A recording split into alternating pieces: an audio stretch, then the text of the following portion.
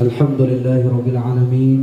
Wassalatu wassalamu ala asrafil anbiya wal mursalin wa ala alihi wa sahbihi ajma'in, amma ba'd. Sebelum kita memulai pelaksanaan salat tarawih pada malam hari ini, kami harapkan kepada sidang jamaah agar dapat segera mengisi saf-saf yang di depan terlebih dahulu. Kemudian wajib selalu memakai masker dan mematuhi arahan petugas protokol kesehatan. Kemudian yang kedua, bagi jamaah yang membawa handphone atau alat komunikasi lainnya kiranya sudah dapat menonaktifkannya hingga selesai pelaksanaan sholat tarawih pada malam hari ini. Adapun tata laksana dan waktu pelaksanaan sholat tarawih pada malam hari ini pada tanggal 30 Sya'ban 1443 Hijriah atau bertepatan pada tanggal 2 April 2022, yakni salat tarawih dilaksanakan sebanyak 8 rakaat 4 kali salam dan ditutup dengan witir 3 rakaat sekali salam. Adapun yang bertindak sebagai penceramah pada malam pertama ini yaitu kepada Dr. Isra Firmansyah, SPA PhD. Sedangkan imam pada malam tarawih pada kesempatan hari ini yaitu Ustadz Samsul Bahri Al-Hafiz. Demikian pengumuman ini kami sampaikan kepada penceramah. Kami persilakan dengan segala hormat. Wabillahi taufiq wal hidayah. Wassalamualaikum warahmatullahi wabarakatuh.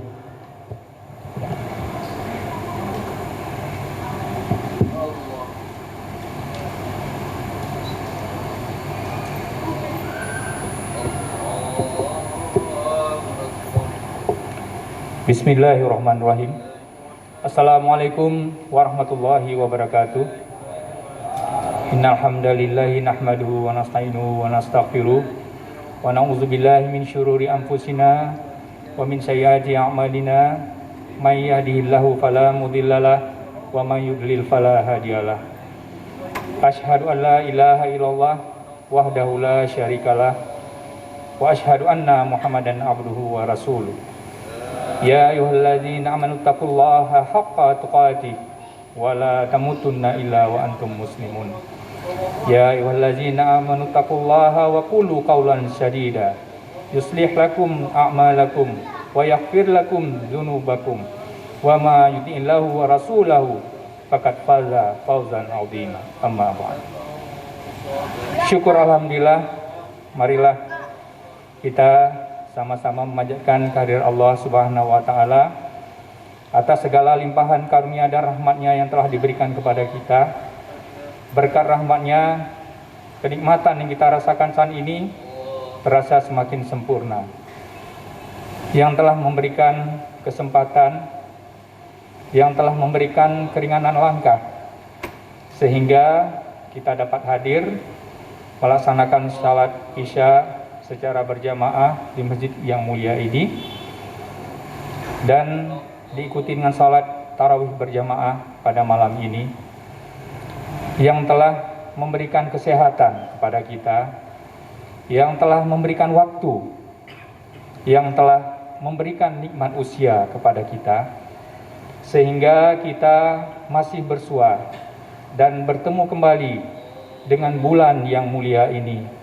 Bulan penuh berkah, bulan penuh rahmah, bulan di mana seluruh dosa-dosa kita akan diampuni, bulan di mana setan dan jin itu dibelenggu, bulan di mana pintu-pintu neraka itu ditutup, bulan di mana pintu-pintu langit, pintu-pintu surga itu dibuka seluas-luasnya bagi kita.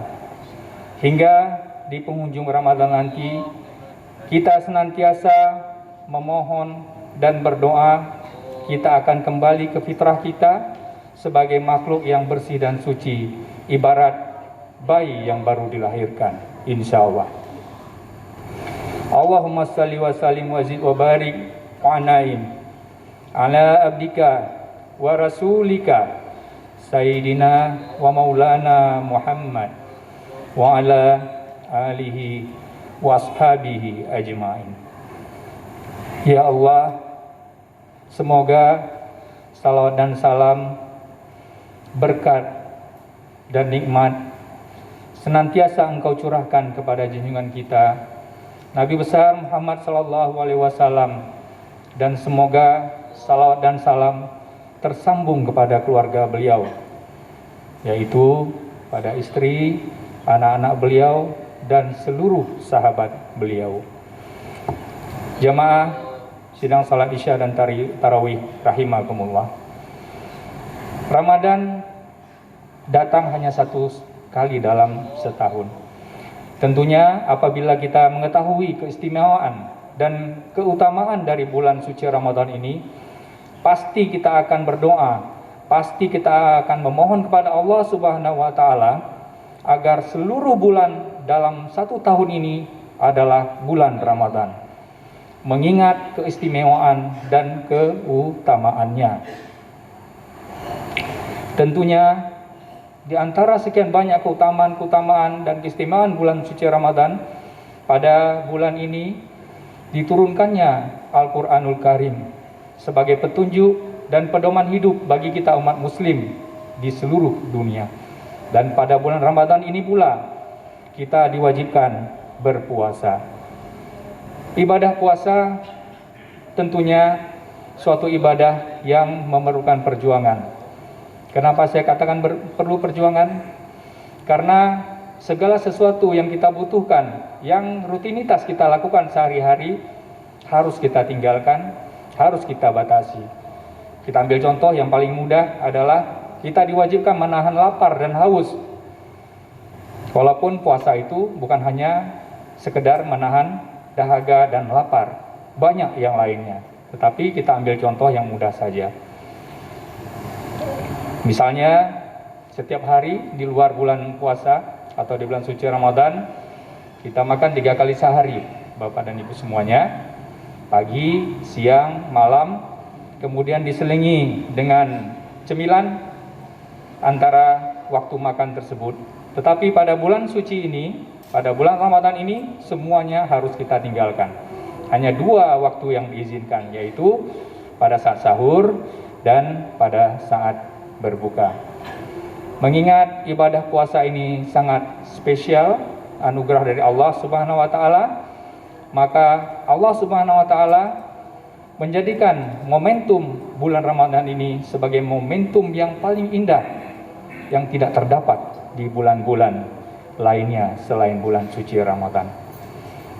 Hadirin jamaah salat Isya dan tarawih rahimakumullah. Manakala akan tiba bulan suci Ramadan, Rasulullah Sallallahu Alaihi Wasallam senantiasa menyampaikan kabar dan berita gembira kepada para sahabat beliau, agar para sahabat tidak merasa susah, tidak merasa cemas, bahkan timbul semangat, bersungguh-sungguh, dan kemudian bersukacita dalam menyambut bulan suci Ramadan. Apa yang disampaikan oleh Rasulullah? Attaqun Ramadan syahrum mubarak faradallahu wa alaikumus siyamahum.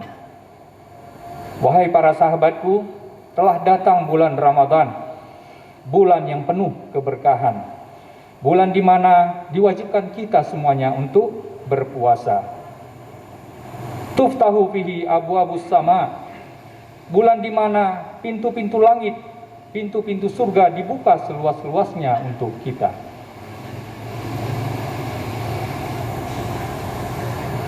Kemudian Rasulullah menambahkan, wa tuqlahu fihi abwabu jahim. Sebaliknya, seluruh pintu neraka itu ditutup bagi umat manusia yang menjalankan ibadah puasa. Kemudian disambung lagi, wa taghallau fihi sayatin wa ma rad'atul jin.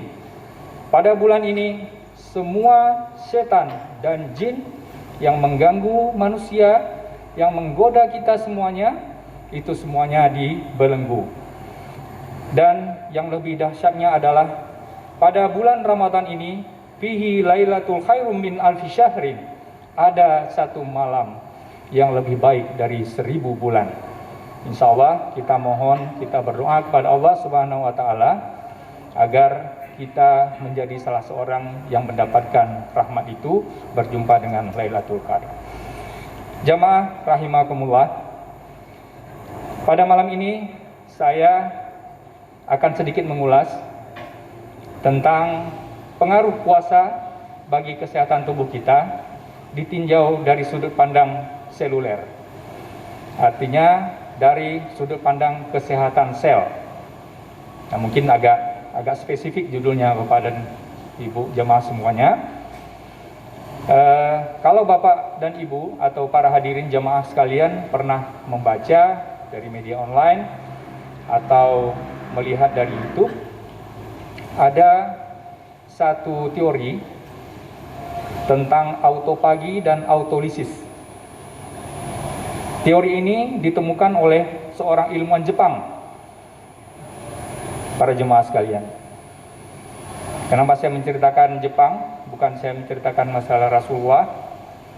Pada masa Rasulullah, saya ingin membandingkan bahwasanya begitu luar biasanya agama kita, begitu luar biasanya wahyu Allah yang diturunkan kepada manusia sampai saat ini baru dibuktikan pada tahun 2016 yang lalu. Jadi ilmuwan Jepang ini bernama Yoshinori Ohsumi. Beliau adalah ahli biologi sel, Pak. Ahli biologi sel di Jepang, dan karena penemuannya ini, hanya dengan teorinya ini, beliau mendapat Nobel kedokteran pada tahun 2016 yang lalu. Jadi ada konsep autopagi dan autolisis. Autopagi itu terdiri dari dua kata, auto dan pagiin atau pagos. Auto, tentu Bapak tahu semuanya, auto otomatis ya, artinya diri sendiri. Ini dari bahasa Yunani. Sementara pagein atau pagos adalah memakan. Apabila dua kata ini disambung menjadi autopagos atau autopagein, artinya adalah memakan diri sendiri. Jadi sel-sel di tubuh kita ini akan memakan diri sendiri. Demikian juga dengan autolisis. Auto itu adalah diri sendiri. Lisis artinya hancur. Apabila digabung dua kata ini menjadi autolisis, artinya adalah menghancurkan diri sendiri. Nah, jadi konsep autopagi ini atau autolisis ini adalah membuat tubuh lapar.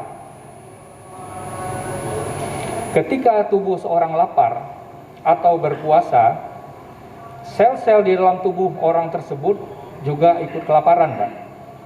Nah, mungkin tubuh kita lapar, sel kita tidak lapar. Karena sel itu adalah bagian dari tubuh kita. Nah, pada saat sel-sel ini lapar, dia akan memakan dirinya sendiri. Dia akan memakan sel-sel yang rusak, dia akan memakan sel-sel yang mati, bahkan sel-sel yang ganas. Dia akan memakan dirinya sendiri.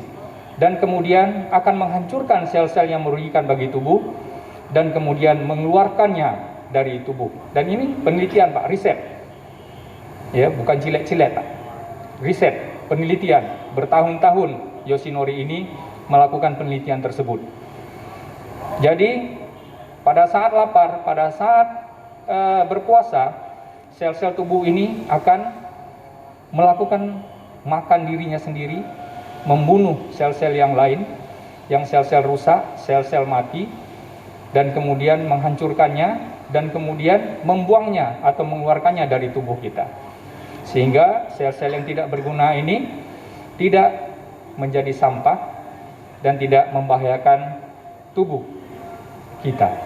Jadi apabila kita berpuasa, artinya tubuh kita membersihkan dirinya sendiri. Ini konsep dari autopagi dan autolisis yang sudah diteliti oleh ilmuwan Jepang tersebut. Nah, ketika tubuh kita lapar, dikatakan menurut Yoshinori, itu laparnya adalah dalam rentang waktu 8-16 jam, Pak. Tidak boleh di bawah 8 jam. Tidak dianjurkan di atas 16 jam, tapi rentang waktu antara 8 sampai dengan 16 jam. Itu tubuh akan membentuk suatu protein khusus yang disebut dengan autopagisome.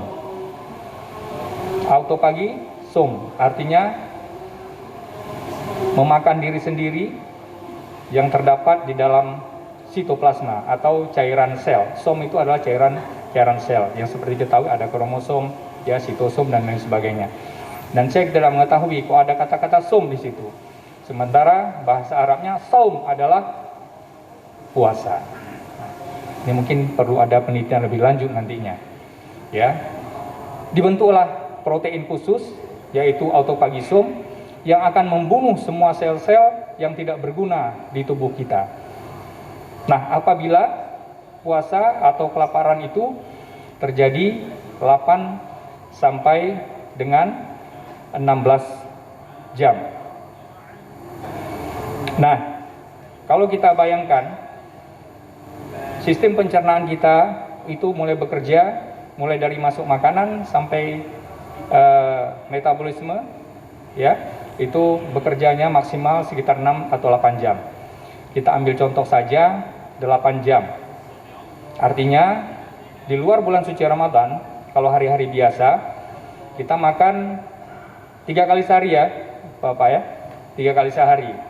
Artinya kalau kita sarapan jam 7, organ pencernaan sudah mulai bekerja selama 8 jam. Seharusnya kita makan jam 15 ya kan, 7, 8, 9, 10, 11, 12, 1, 2, 3. Jam 3 siang seharusnya kita makan. Apakah itu terjadi? Saya rasa tidak.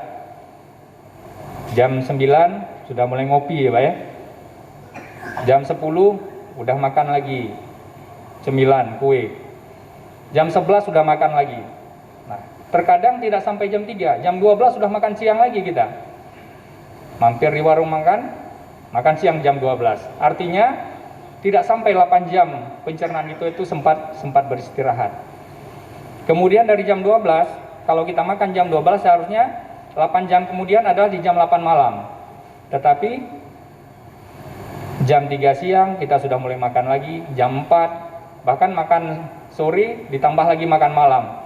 Ditambah lagi makan mie instan jam 22 malam atau jam 11 malam. Jadi setiap hari ini tubuh kita itu tidak pernah istirahat, organ pencernaan tidak pernah istirahat. Padahal dalam konsep autopagi tadi adalah tubuh itu harus dibuat lapar. Dan alhamdulillah Yoshinori ya dalam satu kesimpulannya dari penelitian ini menganjurkan kepada kita semuanya untuk membuat diri kita lapar, untuk mempraktekkan lapar pada diri kita atau berpuasa sebanyak 2-3 kali dalam 1 minggu. Masya Allah, luar biasa.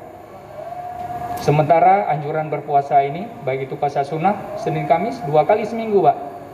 Bahkan di bulan suci Ramadan setiap hari kita berpuasa.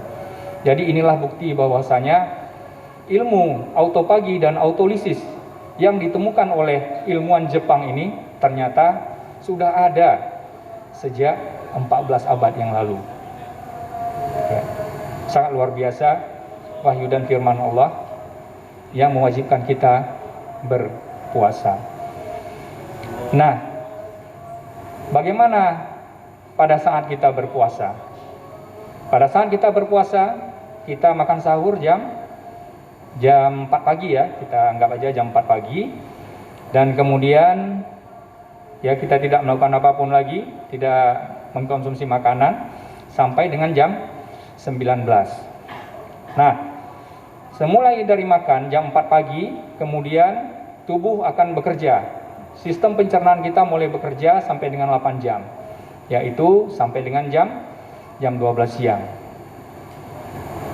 Dari jam 4 pagi sampai jam 12 siang, tubuh kita masih terasa segar, Pak. Tetapi begitu jam 12 sampai dengan jam 19 atau jam 18, sudah mulai terasa masih kuat atau sudah mulai terasa lemas, Pak? Pasti sudah masih terasa lemas. Sudah mulai terasa dahaga kita, dan kemudian kekuatan sudah mulai berkurang, terasa lemas. Apalagi lihat ruang ber-AC, rasanya mau tidur terus, Pak. Melihat balai-balai, anjir kalau balai, Pak. Sang mengada tempat ini. Ya, mulai terasa lemas. Nah, pada saat terjadinya autopagi dan autolisis ini, terjadi penghancuran sel-sel yang tidak berguna ini, disinilah mulai timbul gejala itu. Dan kita tidak perlu merasa takut, tidak perlu merasa cemas. Memang demikian dia. Nah, dengan terjadinya proses autolisis ini tadi, menghancurkan sel-sel yang tidak berguna, sel-sel yang rusak ini, tubuh kita semakin akan sehat. Artinya, semakin sering kita berpuasa, semakin bersih tubuh kita, dan semakin sehat pula tubuh kita. Makanya, alhamdulillah, kita sebagai umat muslim diwajibkan untuk berpuasa, sehingga proses autolisis dan proses autopagi yang terjadi dalam sel tubuh kita itu berjalan atau bekerja secara maksimal, sehingga penghancuran sel-sel yang tidak berguna, sel-sel yang rusak, sel-sel yang mati, sel-sel kuman yang ada di tubuh kita, baik itu karena virus atau karena kuman yang lain, bakteri, jamur, itu semuanya bisa dihancurkan dan bisa dikeluarkan dari tubuh kita, sehingga tubuh kita akan semakin sehat. Saya atas nama Direksi Rumah Sakit Umum Dr. Zainal Abidin dan seluruh karyawan mengucapkan selamat menunaikan ibadah puasa. Semoga Allah Subhanahu wa Ta'ala senantiasa memberikan kesehatan dan kemudahan dalam menjalankan ibadah puasa ini sampai dengan akhirnya. Saya rasa demikianlah cara singkat saya pada malam hari ini. Hadanallah wa yakum ajmain. Wabillahi taufiq wal hidayah. Assalamualaikum warahmatullahi wabarakatuh.